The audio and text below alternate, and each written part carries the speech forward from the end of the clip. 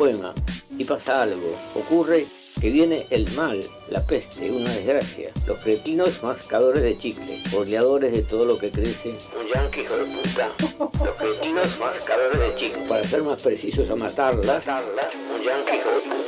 Entonces ya no se puede hablar así nomás, es necesario odiarlo, destruirlo, hay que pelear con rabia y encontrar la manera de acabarlo, salirles al encuentro como sea y además decir, como un rezo, casi obligatorio, yanqui hijo de puta, todos los días, y enseñárselo a los chicos. Radio Caput. Por amor a la vida, nada más, simplemente. Esas cosas. Norberto Galazo en Caput. Radiocaput.com. Estás conectado. Estás en Caput.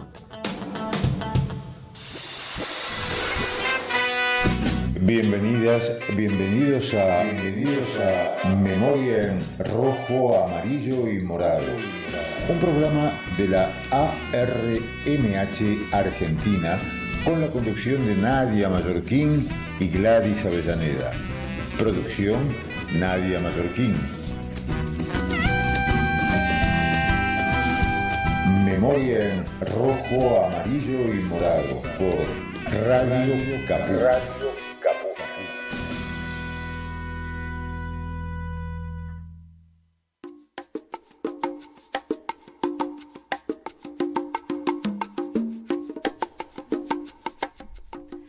Muy buenas tardes, bienvenidas, bienvenidos a una nueva emisión de Memoria en Rojo, Amarillo y Morado, un programa de la ARMH Argentina. Muy buenas tardes, compañeros. Buenas tardes, Nadia. Muy buenas tardes, Gladys. Muy buenas tardes, Daniel. Muy buenas tardes, Gladys. Muy buenas tardes a quienes nos escuchan desde aquí y desde el otro lado del Atlántico. Les dejamos, por un lado, el número para mensajes por WhatsApp 11 6516 4446 y también nos pueden dejar mensajitos en el canal de YouTube de la Radio Caput en donde nos están viendo. Bueno, arrancamos con el programa de hoy. El fin de la dictadura criminal, el comienzo de la democracia amenazada y endeudada en tiempos de Raúl Alfonsín, hace 40 años, no modificó las matrices económicas que sostuvieron la vigencia del lenguaje del odio contra los trabajadores y la participación del Estado para regular la apropiación de la riqueza por parte de la oligarquía agraria. Durante el menemato, en la década del 90, mientras se sostenía una falsa convertibilidad del 1 a 1 peso-dólar, se privatizaba la estructura del Estado Nacional, plataforma básica de cualquier proyecto de desarrollo capitalista autónomo. La ilusión que hoy vende Milei con la dolarización estalló por los aires durante el gobierno de la Alianza en 2001. A 40 años de la recuperación de la democracia, un sector político agita el avispero de las reivindicaciones y hace, por ejemplo, un acto en la legislatura porteña, alzando la bandera de la teoría de los dos demonios. En la misma sintonía, hay un candidato a presidente que omite hablar de la dictadura y asegura que hubo una guerra entre el terrorismo y el Estado. No es algo sorpresivo. Existió el 2x1, que intentó pasar la Corte Suprema en beneficio de los condenados por crímenes de lesa humanidad, o el ataque de Mauricio Macri a los organismos de derechos humanos, de los que llegó a decir que son un curro. Pero, ¿en qué momento se volvió a poner sobre la mesa el debate por consensos que parecían sólidos? ¿En qué momento se puso en duda la gravedad de los crímenes de Estado? La organización que preside Victoria Villarruel, candidata a vicepresidenta de Milei, tiene más de 20 años. Nace en el contexto de la reapertura de los juicios de lesa humanidad junto a otras organizaciones de la llamada Memoria Completa, que reúne camaradas retirados, familiares y amigos de oficiales que tuvieron que declarar en los juicios. Estas agrupaciones, que eran muy críticas respecto a las políticas de memoria, verdad y justicia, fueron encontrando nuevos espacios de visibilización, de argumentación, de la mano de otros actores. de la mano, por ejemplo, de las dirigencias políticas, de algunas dirigencias políticas, del periodismo hegemónico, y fueron teniendo mayor difusión en el marco de un contexto de gran polarización política, básicamente en la discusión en torno al kirchnerismo y antikirchnerismo. Victoria Villarroel, candidata a vice de Milei por el partido La Libertad Avanza, es de una familia militar y en algún momento tuvo nexos también con Videla. Juega con un discurso ambiguo al meterse en el capítulo más doloroso del pasado argentino. Se cuida al extremo de justificar la dictadura, pero dice que los 30.000 desaparecidos son un mito. Villarroel siempre está al límite de la provocación, y ese es el gran capital político que le permitió escalar posiciones en el entorno del grupo político de Milei. Hacia adentro de Libertad Avanza se construyó su perfil de dama de hierro, como es llamada en ese espacio.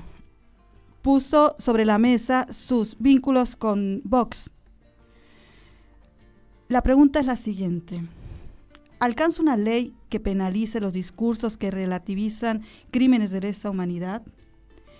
Poner en duda, banalizar o negar los crímenes de lesa humanidad y el sufrimiento de las víctimas de la última dictadura militar con expresiones emparentadas a los discursos de odio en pos de instaurar una narrativa fraudulenta y otro orden social motorizado en los últimos años, en los últimos años un debate en torno a la necesidad de una ley que penalice el negacionismo del terrorismo de Estado en Argentina.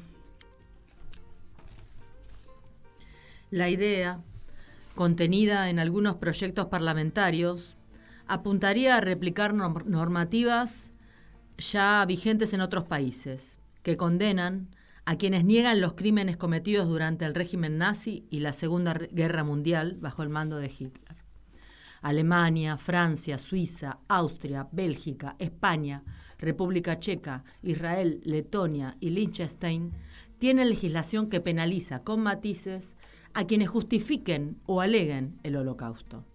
En Chile y Uruguay, como en Argentina, donde la mirada está puesta en el terrorismo de Estado desplegado por las dictaduras militares durante la década del 70, las iniciativas legislativas no llegaron, por el momento, a tener chance de ser votadas en los recintos parlamentarios. Las expresiones negacionistas son una historia fraudulenta destinada a crear las condiciones para repetir las prácticas negadas, desacreditar a las víctimas y reponer o consolidar la realidad que combatieron los represaliados. Todo negacionismo es parte de un discurso del orden y se emparenta con los demás discursos de historia fraudulenta porque comparten la ruptura de la sujeción ética con la verdad. Pareciera necesario entonces, más allá de la existencia de una norma, avanzar en una batalla cultural hacia el interior de la sociedad. Educación, normas administrativas y, por último, leyes penales. Son 3 los proyectos que esperan ser tratados en diputados para abordar el debate sobre la necesidad de elaborar una normativa que penalice las expresiones que ponen en duda o niegan, amparadas en discursos de odio, el terrorismo de Estado en Argentina. Bueno, esa es nuestra editorial de hoy. Bien, gracias. De nada. Bastante esclarecedor y necesario. Así es. Bueno, ahora vamos a ir a una entrevista que va a ser a una historiadora e investigadora española llamada Dolors Marín Silvestre. Ella es especializada en la historia de los movimientos sociales europeos contemporáneos. Dentro de los libros de su autoría se encuentran Ministros anarquistas, la CNT en el Gobierno de la República, 1936-1939, Clandestinos, el maquis contra el franquismo, 1934-1975, Anarquistas, un siglo de movimiento libertario en España y Escenarios de la memoria, Mujeres obreras en el Raval, Asociación Cultural El Local. Bueno, mientras nos comunicamos con ella, Daniel, ¿no quieres hacer alguna referencia más? Compartir, una referencia más. Sí, la obra de Dolores Marín es muy importante. Hemos compartido algún comentario a propósito de su libro sobre un siglo de movimiento libertario en España, anarquista, un siglo de movimiento libertario en España, y tiene caracterizaciones muy sagaces. Se me ocurre traer a cuento una a propósito de lo que buscaban los autores del golpe en España, sí, los sublevados. Sí. Ella escribe: los sublevados querían volver a la España del latifundio y el señorito andaluz, de los hidalgos vagos y chulescos, del cura orondo monopolista de los sentimientos y la sexualidad reprimida, del maestro discreto y callado al que el hambre y el desprecio daban cornadas traidoras. También a la España de las mujeres de negro, con sus mantones y sus medias oscuras, de caras ajadas, carne de marido, criada de todos los varones de su entorno. Una España que despreciaba a Marañón, a Ramón y Cajal, a Buñuel, a Lorca, y que condenaba a los médicos y pedagogos al paredón. Una España de conquistadores y genocidas de tantos pueblos esquilmados y pasados por las armas. La España de la cruzada, que con la cruz en la mano condena a muerte a niños y jóvenes, condena su derecho al aprendizaje científico, a su vida en libertad y a su porvenir como orgullosa clase obrera. Y el fascismo se equiparaba a la Italia de Mussolini, que marcaba el camino desde hacía años, y al régimen nacional socialista. Me parece, la verdad, muy elocuente sobre, no ya sobre los propósitos represivos en general, los actos directamente de violencia física, sino sobre la composición mental, podríamos decir, el modo de ver el mundo y de ver España en particular, que tenían los conspiradores de 1936, los autores del golpe de julio. Y es hasta literariamente bella en su dureza esta referencia a el papel que le atribuían a las mujeres, ¿no? Estas mujeres vestidas de negro, con medias oscuras, esclavas del marido, en fin, una pintura muy certera, muy vivaz a su vez en su tristeza de lo que era la situación femenina, que una de las finalidades concreta, una de las acciones concretas de los golpistas fue hacer retroceder a las mujeres, no ya al lugar anterior a la República, sino mucho más atrás en el tiempo todavía, como que el papel de las mujeres se retrotraía al siglo XIX y por supuesto el voto femenino, el derecho al divorcio, el matrimonio civil, todo esto cayó en pedazos en la época del régimen de Franco. Claro, ni siquiera el derecho a la educación, o sea, nada, atrás. Sí, digamos, ellos crean un sistema de militancia femenina a favor de la dictadura. Eso lo crean la sección femenina de Falange, que la encabezaba Pilar Primo de Rivera, que era hermana del fusilado y líder y fundador de Falange, José Antonio, y la sección femenina era una organización que nucleaba muchas mujeres y que formaba, a su modo, a las mujeres en la adhesión a los principios del movimiento y en el papel de las mujeres correctas, completamente distintas a las rojas, mujeres del hogar, católicas, por supuesto, en primer lugar, y esa era la expectativa que tenían, ¿no? Daniel, estamos teniendo algunos problemas con la comunicación con Dolores, pero podemos ir, mientras tenemos comunicación con ella, ir hablando de algunos otros temas que tenemos acá en el tintero, dirían por ahí. Y es, que el martes pasado se realizó la primera charla de las 4 charlas que hemos venido promoviendo desde la radio y desde la RMH Argentina. Sí, vos te referís al padecimiento español, la República Española, a cargo del profesor historiador Daniel Campione. Así es, me refiero a eso. Bien, los invitamos a participar de este ciclo de charlas. Ya este martes 12 sería la segunda charla que organizan la Secretaría de Extensión Universitaria de la Facultad de Filosofía y Letras de la UBA y la ARMH Argentina. Este martes 12 de 19 a 21 en Filo, Puan 480, este ciclo de charlas orientado a proporcionar a los participantes herramientas para el conocimiento y la comprensión de un proceso signado por una dictadura sangrienta. Bueno, en este programa en la columna vamos a hacer más o menos alguna referencia a lo que fue esa charla, ¿no? De alguna manera, de manera indirecta, digamos, porque es una de las líneas y de las temáticas que se abordaron. Sí, hoy vamos a hablar un poquito, porque el tema es obviamente de una amplitud muy grande, pero vamos a hablar un poquito de cómo desarrolló el grupo de golpistas de julio de 1936 su concepción represiva desde antes de dar el golpe y hacia adelante. Sirve para alejar la idea de que fue el golpe y la guerra civil lo que generó la violencia desmesurada y de ambos bandos. Esa sería lo más cercano a las versiones conservadoras y neofranquistas. En realidad venía de antes y se afirmó y se asentó, si cabe, después de dado el golpe. De eso vamos a hablar brevemente. Bueno, y entonces la próxima charla va a ser, Gladys... El franquismo en sus inicios. El golpe cívico-militar de julio de 1936, el avasallamiento de la República, prácticas genocidas durante el conflicto armado contra la clase obrera y el pueblo con el apoyo de las potencias fascistas y el silencio cómplice de las democracias. Buenísimo. Entonces ese será para los que aún los que no fueron a la charla, a la primera charla. No se lo pierdan. Están invitados, están invitadas.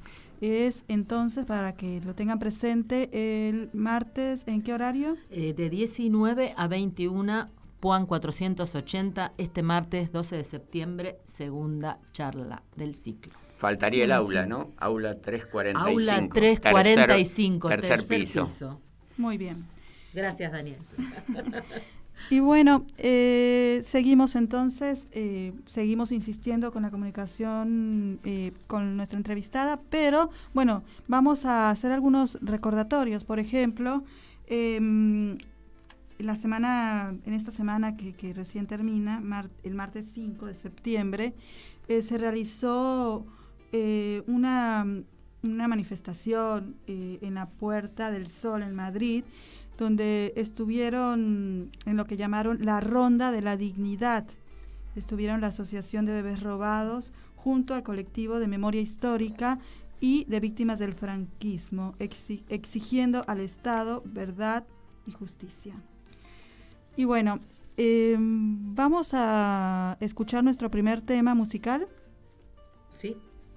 Bueno, nuestro primer tema musical es Niña de las Dunas, de María José Liergo. ¿Qué te juego? Che, pero ¿qué habrá?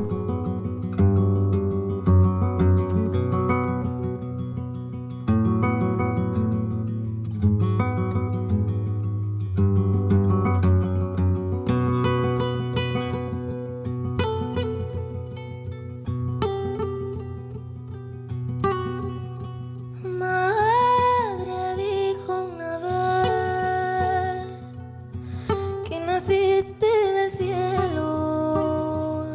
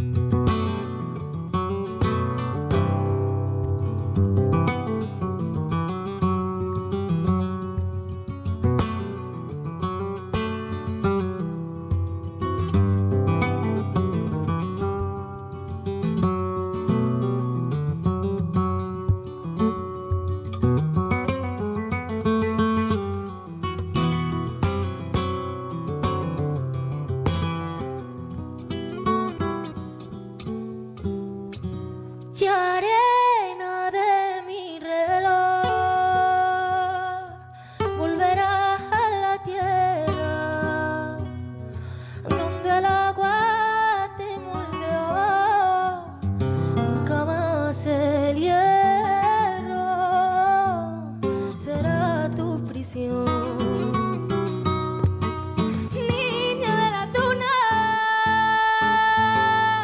duerme tranquila. Llevas en la frente marca divina. Niña de la tuna, no tengas miedo. Yo estaré contigo en tu oscuro vuelo.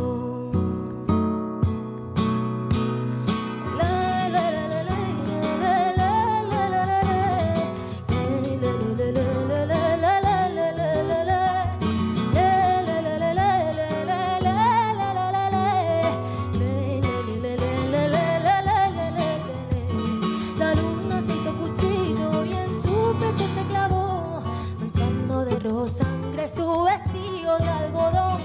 Con ella se la llevó, la hizo su compañera. Algunos la llaman Venus pensando que es una estrella.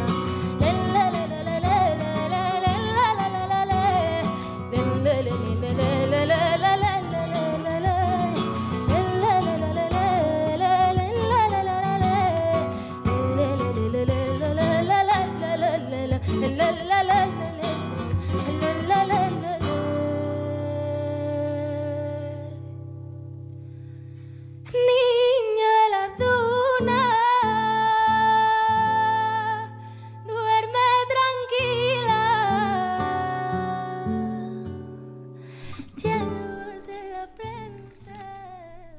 Bueno, ahora vamos a escuchar una serie de audios para poner en contexto y después vamos a escuchar, bueno, vamos a tener una charla con nuestra entrevistada, pero queremos contextualizar a partir de esta lluvia de audios. La fuerza que representa Villarruel. Sí, a los jóvenes y principalmente a sus familias, ¿no? Creo que esto también tiene que servirnos como sociedad, porque hay muchas personas que recién ahora identifican lo que significa justamente la representación institucional del negacionismo. Creo que es muy importante para aquellos jóvenes que las personas que tienen más años, que vivieron la dictadura, que conocen las consecuencias de esta dictadura y que acompañan la lucha de los derechos humanos, los agarran de las manos en estas semanas y los lleven a los espacios de memoria, que vuelvan a refrescar, que vuelvan a hacer ejercicios de memoria para que los jóvenes entiendan lo que está en riesgo. ¿Me puedo pedir un breve resumen que haga de lo que te sucedió a vos, para que la gente escuche? ¿A aquellos jóvenes que no te conocen? Sí, es muy difícil un breve resumen, digo. Bueno, mira, te lo sintetizo, tengo 47 años de vida, 25, apropiada como María Sol Techelafe Duarte, hija de un coronel del ejército, jefe del operativo que desaparece a mis padres y a mí, y durante esos 25 años de ser hija de un coronel del ejército, yo estaba absolutamente convencida que mi papá, el coronel, era un soldado valiente que había luchado por la patria, que nosotros habíamos entrado en guerra para ganar la paz, y que no existían las personas desaparecidas. Después me encontraron las abuelas, después de mucha pelea con la justicia, y pude por fin recuperar mi identidad. Parece mentira que 22 años después estemos dando las mismas discusiones en un ámbito institucional. Por eso hay que interpelar a la sociedad en su conjunto, hay que entender que ninguna conquista es para siempre, y si abrazan a las madres y abuelas, hay que salir a la calle de aquí a octubre a que el negacionismo, por el amor de Dios, no gobierne la Argentina. Bien, ahora en unos instantes vamos a entrevistar a Analía Kalinek, quien es docente, psicóloga, estudiante de abogacía, escritora y cofundadora del colectivo Historias Desobedientes, integrado por familiares de genocidas que se sumaron a la lucha, el reclamo y el trabajo de organismos de derechos humanos por memoria, verdad y justicia. Nació en dictadura, en el marco de una familia tradicional de clase media, con una madre ama de casa y un padre comisario de la Policía Federal. Luego de una vida idealizando a su figura paterna, en 2005 se enteró que Eduardo Kalinek era un genocida conocido como el Dr. K. Su padre, el comisario retirado Eduardo Kalinek, cumple cadena perpetua por crímenes de lesa humanidad. A partir de querer entender y ponerle palabras a esta cuestión, empezó un proceso que le llevaría a romper con la lógica de la lealtad familiar y a transgredir el mandato de negación y de silencio. Bueno, tenemos en línea a Analía. Hola, muy buenas tardes, Analía. Hola, ¿qué tal? Buenas tardes. Un gusto estar charlando con ustedes. Gracias, Analía. Bienvenida. Bueno, acá estamos Daniel Campione, Gladys Avellaneda y Nadia Mallorquín. Y bueno, tenemos varias preguntas, pero lo primero que quisiéramos saber es cómo fue ese proceso de construir esa idealización que tal vez vos pudiste haber tenido de tu padre, y cómo fue ese proceso. Y fue básicamente un recorrido a partir, bueno, de que mi padre queda detenido y empezar a hacer esas preguntas, ¿no? De, bueno, ¿por qué queda detenido? Y frente a las justificaciones y a las argumentaciones que se iban reproduciendo al interior de mi familia, me encontraba con otra realidad que se contraponía y era el testimonio de los sobrevivientes, el avance del juicio y posteriormente la condena de mi papá por crímenes de lesa humanidad. Entonces, en ese recorrido, fui asumiendo, que mi papá efectivamente había participado en esos crímenes, que estaba siendo juzgado después de 20 años de impunidad, y que yo me solidarizaba y acompañaba a las víctimas, ¿no? Como entiendo que debe ser, sí, a pesar de que se trate de mi padre. Claro. ¿Y cuál fue el momento en que decidiste pararte del lado de Memoria, Verdad y Justicia? Y el punto clave fue cuando leo los testimonios de los sobrevivientes, que ahí, lo describen a mi papá y describen los hechos, y no me quedó lugar a dudas, ¿no?, acerca de que el relato intrafamiliar no se correspondía con lo que había pasado. Sí, Daniel Campione te va a hacer una pregunta. Hola, Analía, muy buenas tardes. Te quería preguntar cuál ha sido tu relación o cómo ha sido tu relación con los movimientos de derechos humanos. ¿Qué vínculos has tenido? ¿Cómo has transitado eso? Bueno, en principio no fue un vínculo personal, sino que los familiares de genocidas nos colectivizamos en Historias Desobedientes, y a partir de ahí, fue como una irrupción en el ámbito de lo social muy fuerte, ¿no? Que al principio generó como mucho desconcierto. Esto nos lo transmiten posteriormente las madres y algunos hijos y sobrevivientes, pero una vez que empezaron a escuchar nuestros testimonios y nuestros relatos, lo que siguió fue el abrazo, ¿no? El abrazo y el sentir de alguna manera, que la lucha de ellos había trascendido, ¿no?, los muros de estas familias, y que hoy los hijos y las hijas podíamos estar acompañando su lucha. Bien. Un poco volviendo hacia estos días, y tomado como base el acto que hubo en la legislatura porteña de la candidata a vice de La Libertad Avanza, quisiéramos saber si a este tipo de acciones se le puede llamar con todas las letras negacionismo. ¿Vos cómo Claro. qué lectura haces? Sí, nosotros salimos, emitimos un comunicado entendiendo, que también Victoria Villarruel es una hija obediente al genocidio, ¿no? Que más allá de que los hijos o los familiares no somos responsables del accionar criminal, sí tenemos un deber social de repudiar estos crímenes. Entonces, nuestro reproche viene a esa hija de genocida, sobrina de genocida, nieta de genocida, que lejos de poder escuchar, ¿no?, el clamor social y la reconstrucción de los hechos a partir de los juicios, sigue negando y sigue avalando los crímenes que se cometieron y que implican a sus propios familiares. Yo por ahí en algunos diarios leí una expresión tuya que decía: tenemos un deber ético que va más allá de nuestros vínculos filiales. Me gustaría que profundices en esto, Analía.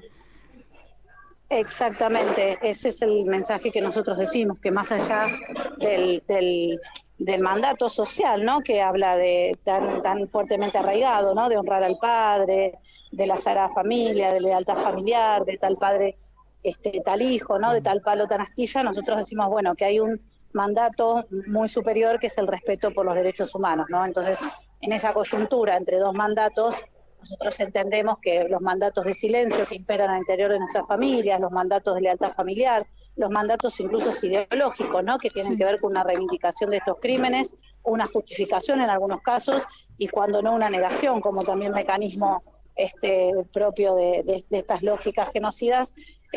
Bueno, nada, que frente a todos esos mandatos, el deber ético de los familiares de genocidas es el de repudiar estos crímenes. Analía, a propósito... Hablo muy rápido, perdón. No, está bien. A propósito del acto de Victoria Villarroel, hoy leía comentarios de Daniel Feierstein, que es un especialista en el tema del genocidio. Sí, la leí la nota. Claro, sí. que, bueno, Sí. Habrás leído que le preguntaban si esto no era una vuelta a la teoría de los dos demonios, y él esboza la idea de que es algo bastante peor, porque...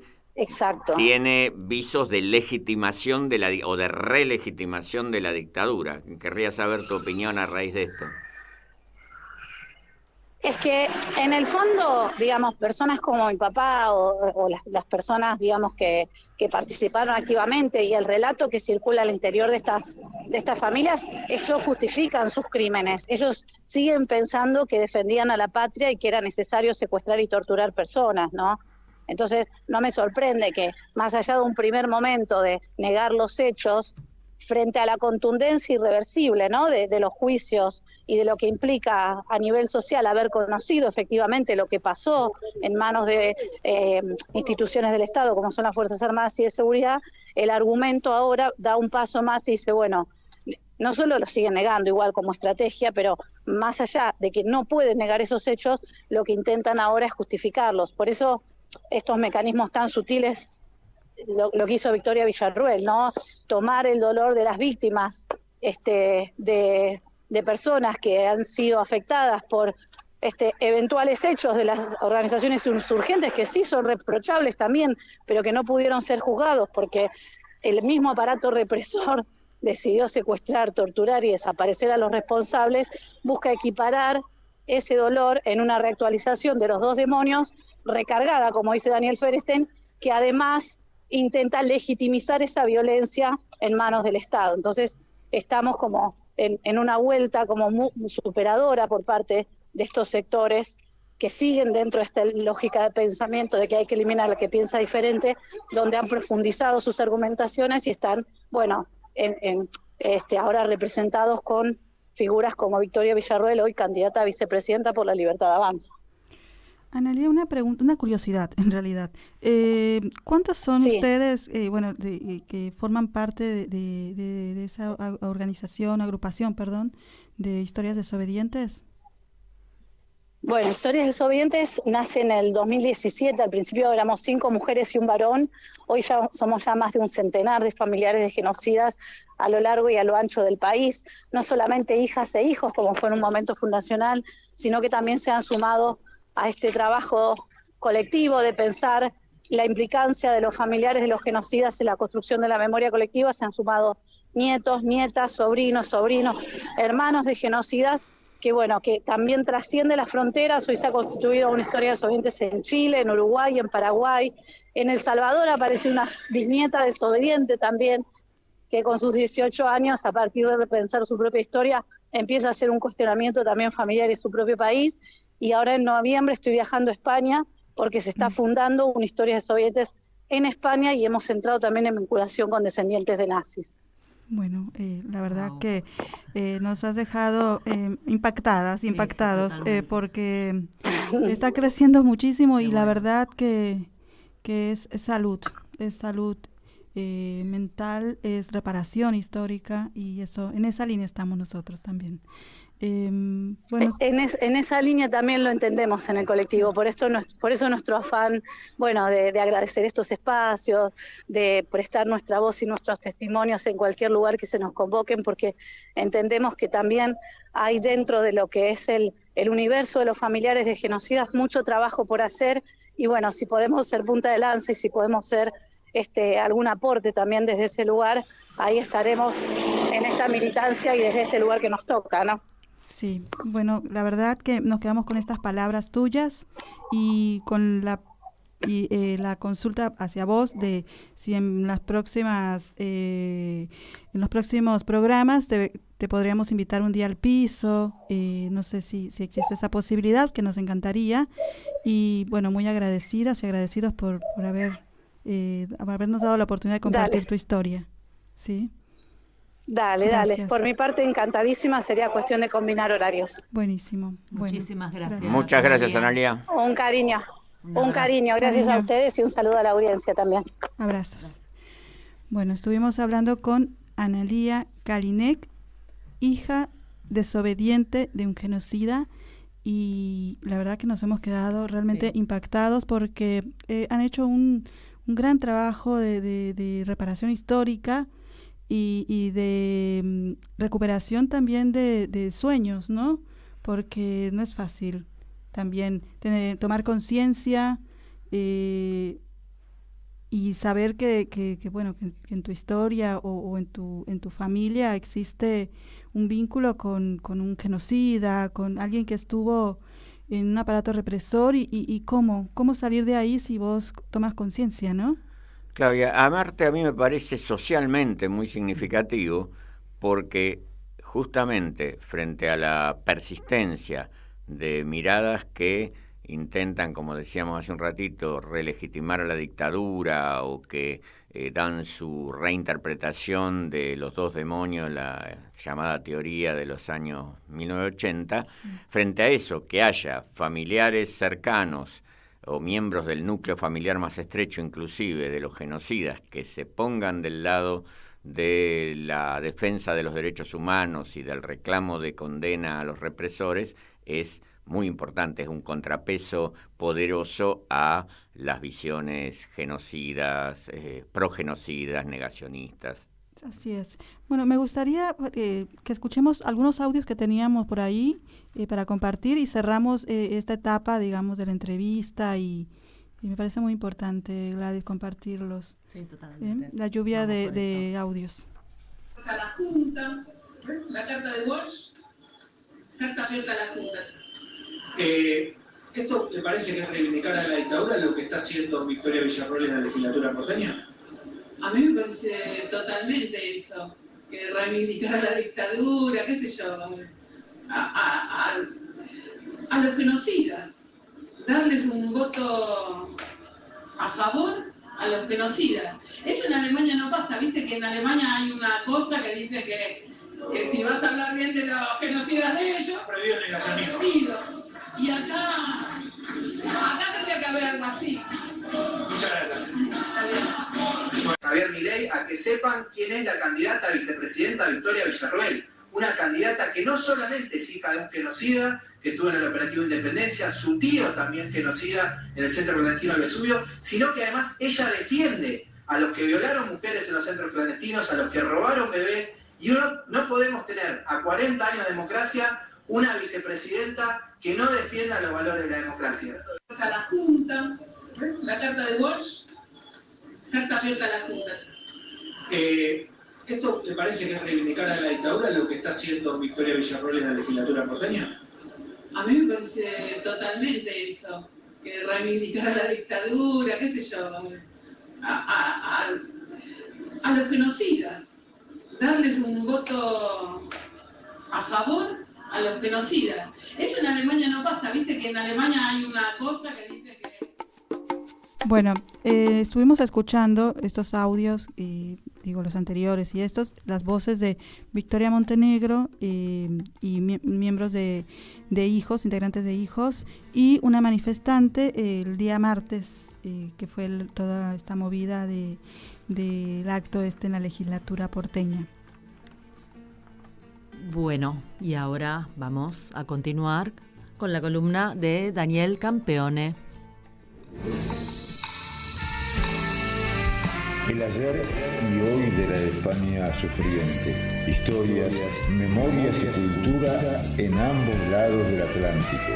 Daniel Campeone en memoria en rojo, amarillo y morado. Memoria en rojo, amarillo y morado.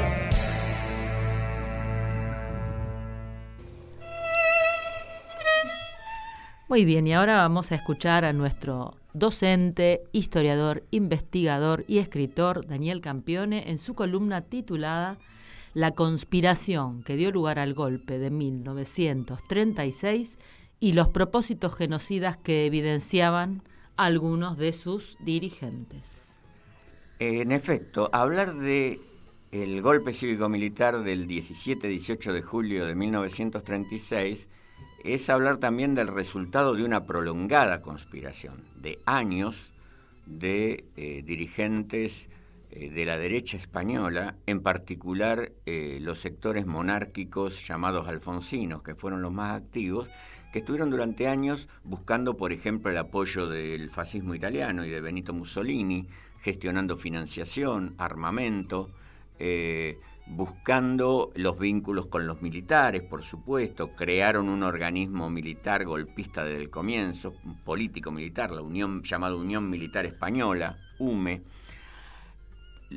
Esto podría integrarse a una historia más o menos clásica de algunos golpes de Estado, en el sentido de que no son producto, como suelen presentarse, de una impresión particular, de un choque o acción determinada por parte de un gobierno, sino que traen el embrión del golpe desde mucho tiempo atrás. Por ejemplo, podría ser desde al poquitos días de asunción de la República como tal. Y sí, hay algunos rastreos que desde abril de 1931 ya estaba la voluntad de luchar por la supresión de la República.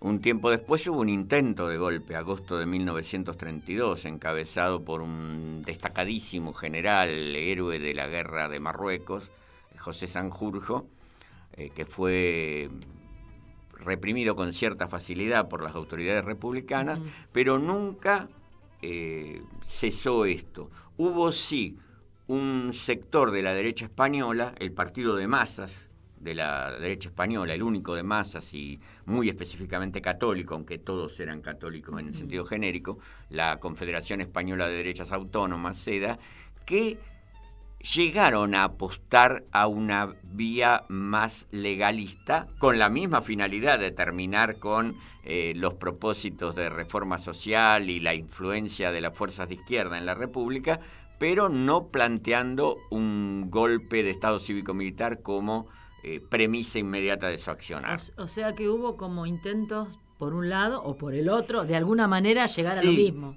Sí, y además no había una diferencia cualitativa de blanco o negro.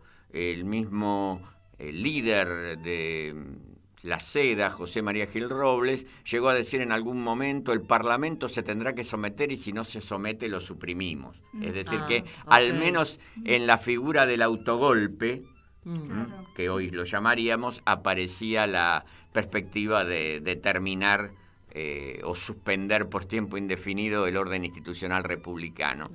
El hecho es que ya cuando se acercaba julio de 1936, empezó a perfilarse lo que sería la conspiración definitiva, la que efectivamente dio el golpe con quienes ya eran sus líderes, o iban a ser sus líderes, mejor dicho, salvo uno. ¿Saben cuál era el que no tenía un gran protagonismo en la conspiración previa? ¿Puedo decir? ¿Puedo tirar uno? Arriesguen.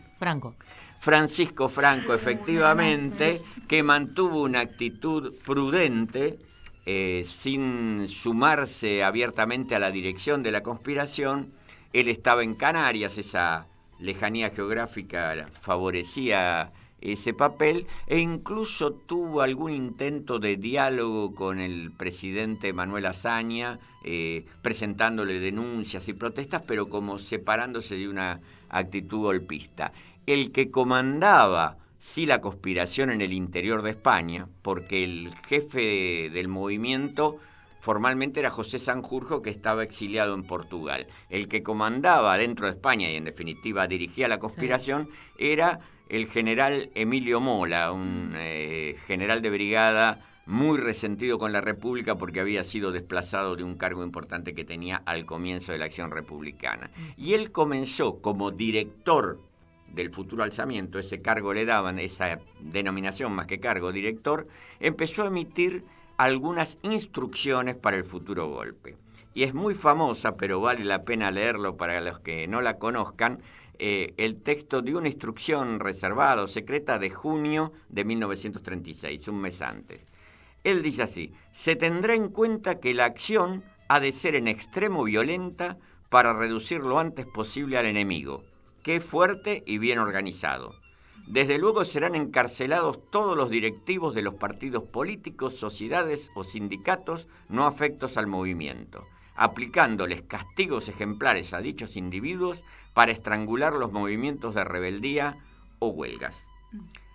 Esto es bastante elocuente, pero si nos remitimos al 19 de julio, cuando Emilio Mola ya había estado al frente del golpe en la región de Navarra, donde había tenido uno de los primeros éxitos el alzamiento, y él dice una frase, acá vale la pena recortar solo una frase, pero muy contundente: hay que sembrar el terror, hay que dejar la sensación de dominio, eliminando sin escrúpulos ni vacilación a todos los que no piensen como nosotros.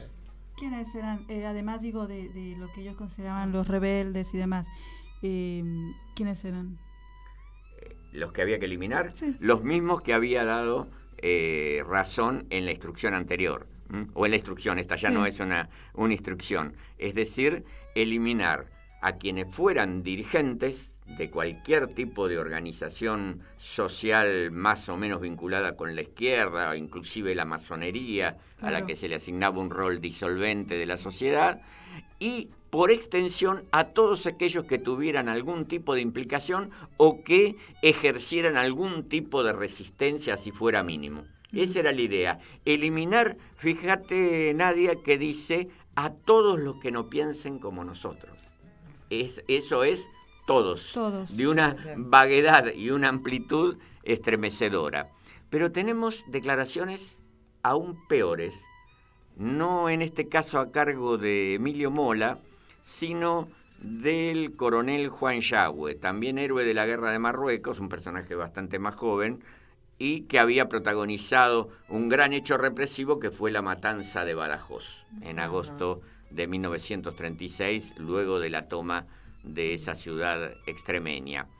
Perdón que me extienda en citas, pero son tan claras y tan terminantes que me parece que es más conducente que estar glosando o comentando lo que dijeron. Dice Yagüe, ya bastante más avanzado en el tiempo, después de la llamada liberación de Asturias, octubre de 1936, y él dice: y al que resista, ya sabéis lo que tenéis que hacer. Se dirige a militares y civiles partidarios del movimiento. A la cárcel o al paredón. Lo mismo da. Nosotros nos hemos propuesto redimir al pueblo asturiano, y os redimiremos, queráis o no queráis. Necesitaros, no os necesitamos para nada. Elecciones no volverá a haber jamás. ¿Para qué queremos vuestros votos? Primero vamos a redimir a los del otro lado. Vamos a imponerles nuestra civilización, ya que no quieren por las buenas, por las malas, venciéndoles de la misma manera, y acá viene algo clave, de la que vencimos a los moros. Cuando se resistían a aceptar nuestras carreteras, nuestros médicos, nuestras vacunas, nuestra civilización, en una palabra.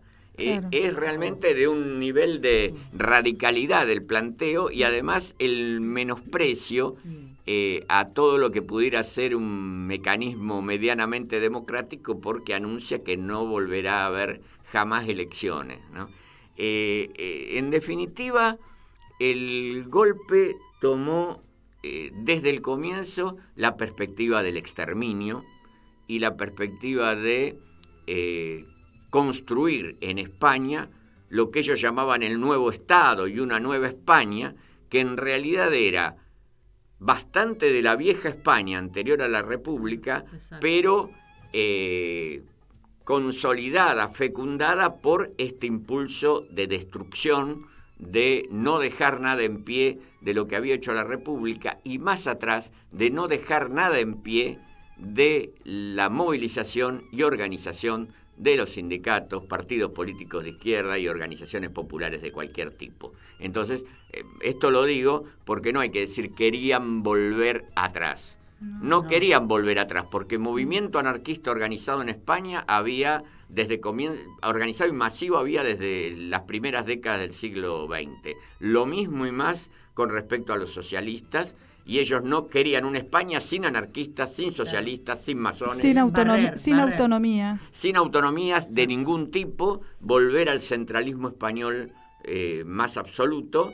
Así que no era solo retroceso, era una refundación de sentido regresivo y reaccionario de toda la sociedad española, que lamentablemente lograron hacerlo a través de una dictadura que duró 4 décadas. Y a eso lo llamaban hispanidad. Hispanidad era la idea, era una de las formas de denominar las esencias, la sustancia del ser español, que tenía, como hemos dicho acá otras veces, una serie de componentes, entre los cuales estaba la defensa acérrima de todas las tradiciones y sobre un fondo muy fuerte de religiosidad católica de sentido integrista. La hispanidad tenía además, la apelación a la hispanidad tenía además la particularidad que en su momento quiso englobar a todos los pueblos de habla hispana. Estaba vinculado con la idea de retomar la voluntad de imperio, así decían los de Falange, de la España del siglo XX. Dejar atrás cualquier derrota en materia colonial, cualquier prurito sobre el dominio de otros pueblos y extender. No tenía un propósito colonizador lo de la hispanidad, sino de refundar el vínculo entre las naciones de habla hispana independizadas a lo largo del siglo XIX y la madre patria España, que las acogía nuevamente en su seno protector con un vínculo cultural y diplomático y no colonial como el anterior. Daniel, perdón, antes de cerrar, veo que por ahí tienes un libro. Exactamente. ¿Qué es ese libro? A ver. De lo que estábamos hablando, aproximadamente, más específico en realidad. Es una obra de Ángel Viñas, un destacadísimo historiador, sobre todo de aspectos de relaciones internacionales, pero no solamente, diplomático él, además de profesional de la historia. El libro se llama ¿Quién quiso la guerra civil? Y como subtítulo, Historia de una conspiración.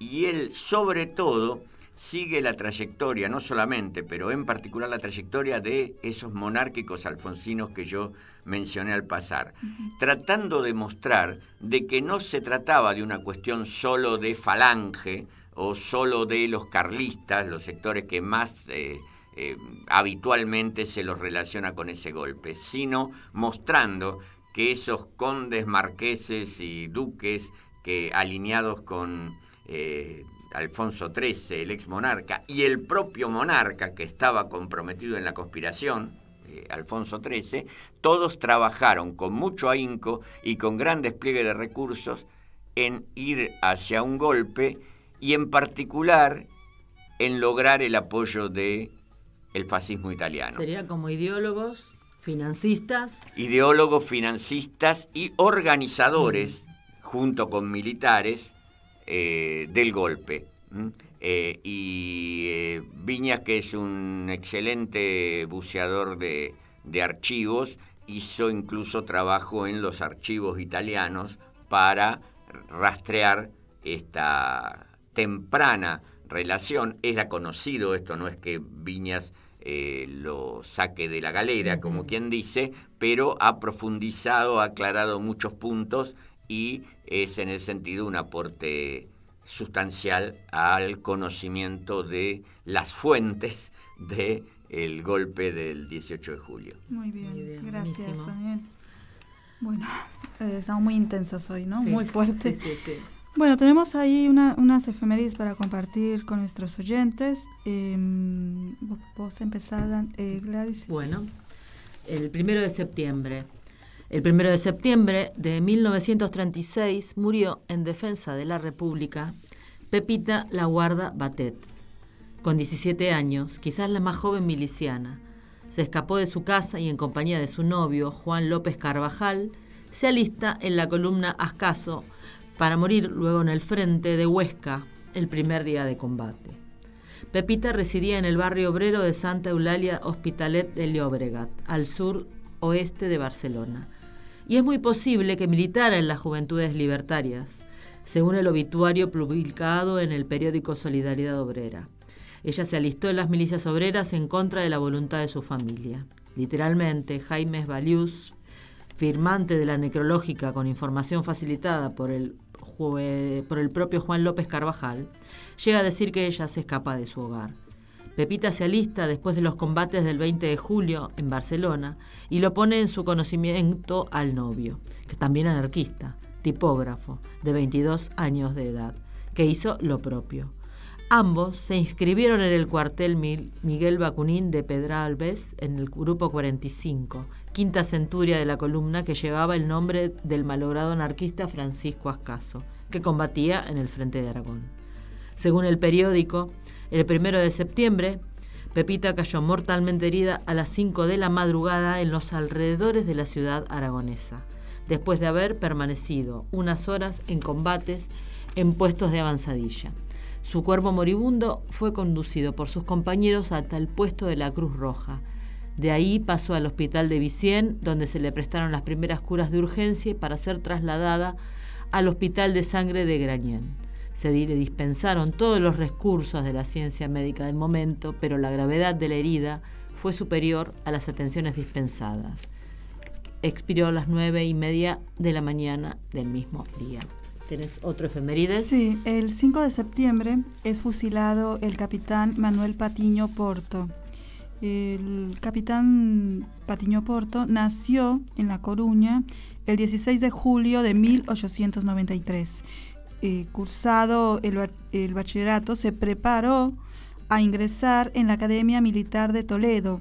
Finalizados sus estudios, sale teniente de infantería con destino en Mondoñedo. Ya casado y destinado en Ceuta, con un permiso especial, vuelve a La Coruña para el nacimiento de su primera hija el 17 de mayo de 1921. Este mismo año, el caudillo Abd el-Krim, al frente de las cábilas, se subleva contra España, originando el llamado desastre de Anual, que causó cientos de muertos. De esta sangrienta lucha sale ileso. El gobierno de la República en 1931 crea la Guardia de Asalto, con instrucción democrática para sustituir al retrógrado Cuerpo de Seguridad. Es de los primeros en pedir la incorporación a ella. Fiel a la República, se niega a unirse a la sublevación y es llevado al gobierno civil, donde ya estaban detenidos el gobernador, también coruñés, políticos republicanos, otros militares, obreros y guardias de asalto. Al día siguiente, confinan a los militares en los pabellones de la Plaza de España que habían servido para la Exposición de Sevilla, y en el año 1929, el 2 de septiembre, lo trasladan al cuartel de ingenieros. Su esposa necesita un pase especial y lo consigue, y allí se va a verla la tarde del 4. Entre otras recomendaciones le dice: si un día te devuelven la comida, ve a Capitanía General, allí te dirán qué pasa. La mañana del 5 de septiembre no aceptaron ropa ni comida, lo habían fusilado a la madrugada. Le fusilaron con un grupo de obreros frente a las tapias del cementerio. Como le dijo una de las camareras del hotel, cuyo novio era un sargento encargado de llevar la lista de los que mataban allí: o fue fusilado solo, paseado o tirado a un barranco, como hicieron con tantos para no dejar rastro. Su hijo, Fernando Patiño, murió buscando los restos de su padre, que posiblemente estén en la fosa de Pico Reja. Su nieta, María José Patiño, continúa la lucha exigiendo justicia. Bien, luego de estas efemérides fuertes. Vamos a escuchar los poemas de la compañera Susana Maceira, que siempre nos manda. A Galicia. El verde impresiona, el sol da colores variados al campo. Época de vendimia matizada de perfumes, aldeas silenciosas, rústicas vigas, flotan en el paisaje gallego. Tierra de nogales, de castaños, carballos, tierra meiga. Y en el Día de los Emigrantes, aquí una poesía de Rosalía de Castro. Adiós gloria, adiós contento, deixo a casa onde nací, deixo a aldea que conozco por un mundo que non vin, deixo amigos por extraños, deixo a veiga polo mar, deixo en fin canto ben quero, quen poidera non deixar.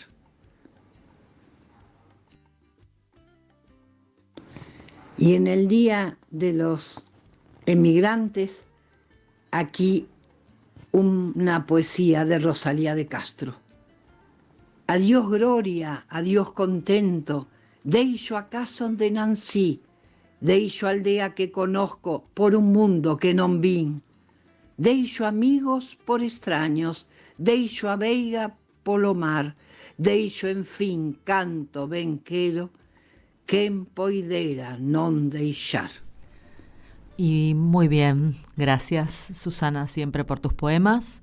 Nos tendríamos que ir despidiendo, compañeros. Así es, Gladys.